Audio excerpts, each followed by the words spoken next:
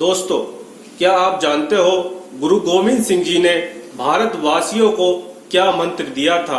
गुरु गोविंद सिंह जी ने अन्याय का प्रतिरोध करने की प्रेरणा देते हुए अपने अनुयायियों को नाम जप ही नहीं सिखाया, वरन एक हाथ में माला और एक हाथ में बाला देकर उन्हें कर्म क्षेत्र में उतारा, जिसे आज भारतवासी भूल चुके हैं।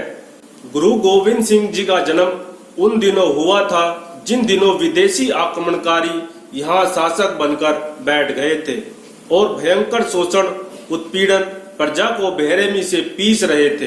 अवसाद की कुछ ऐसी घड़ियां थी, वहां संगठित विरोध किधर से भी बंद नहीं पड़ रहा था। कितने ही राजा सामंत इन शोषकों के साथ मिलकर अपना स्वार्थ साध रहे थे। असंगठित विरोध कब तक ठहरता?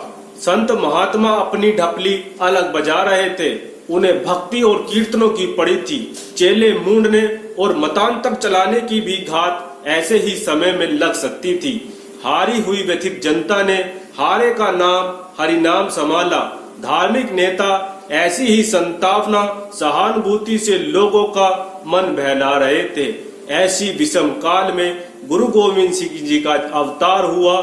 सिख धर्म भक्ति भावना का प्रधान धर्म है, पर उसे गुरुजी ने एक नई दिशा दे दी।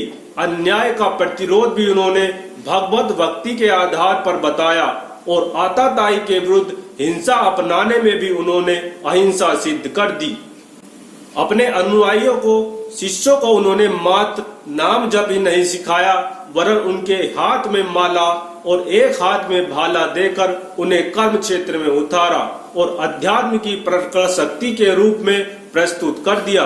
एक हाथ में माला, एक हाथ में भाला देकर गुरु गोविंद सिंह जी ने बड़ी संख्या में धर्म प्रेमियों को धर्म युद्ध के मोर्चे पर लाकर खड़ा कर दिया। युद्ध कला से अपरिचित इस सेना को देखकर जब लोग संदेह करते, तब वे सैन्य कला की नहीं प्रचंड भावना की महत्ता को बल समझाते हुए गर्व के साथ कहते थे, चिड़ियों से मैं बाज लड़ाऊं, तभी गुरु गोविंद सिंह नाम कहाऊं। खालसा सेना में युद्ध मोर्चे पर लड़ने वाले तथा सेवनपंथी दो प्रकार के लोग थे। कोमल हृदय वालों को गुरु गोविंद सिंह जी ने सेवा के कार्य सौंपे और साहसी लोगों के हाथ में तलवार थमा दी।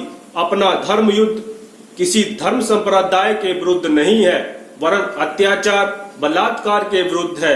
यही कारण था कि कितने ही विचारशील मुसलमान भी उनके साथ युद्धों में सम्मिलित होते रहते थे। आनंदपुर, मुक्तसर, चमकौर, सिरसा, तट आदि की महत्वपूर्ण लड़ाइयां गुरु गोविंद सिंह जी ने लड़ी थी। 40,000 बादशाही सेना से 1,500-2 हजार शिष्यों से ही उन्होंने बहादुरी के साथ लड़ाई लड़ी। गुरु गोविंद सिंह जी के 2 नवयुवक पुत्र जुझार सिंह, अमर सिंह उसी लड़ाई में काम आए थे।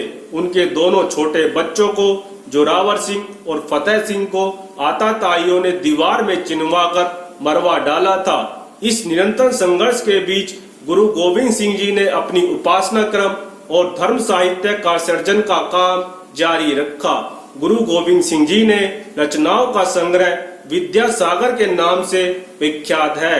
इन्हीं दिनों गुरु गोविंद सिंह जी ने कितने ही धर्म स्थानों की भी स्थापना की थी। औरंगजेब जब दक्षिण में फंसा हुआ मौत की घड़ियां गिन रहा था, तो उसके जी में उन महापुरुष से मिलने और पश्चाताप प्रकट करने की इच्छा उपजी। उसने गुरुजी को पत्र लिखा और मिलने की प्रार्थना की। वे तुरंत चल दिए, किंतु रास्ते में ही गुरु गोविंद सिंह जी को औरंगजेब के मरने की और उसके बेटों में सिंहासन के लिए युद्ध ठन जाने का समाचार मिला।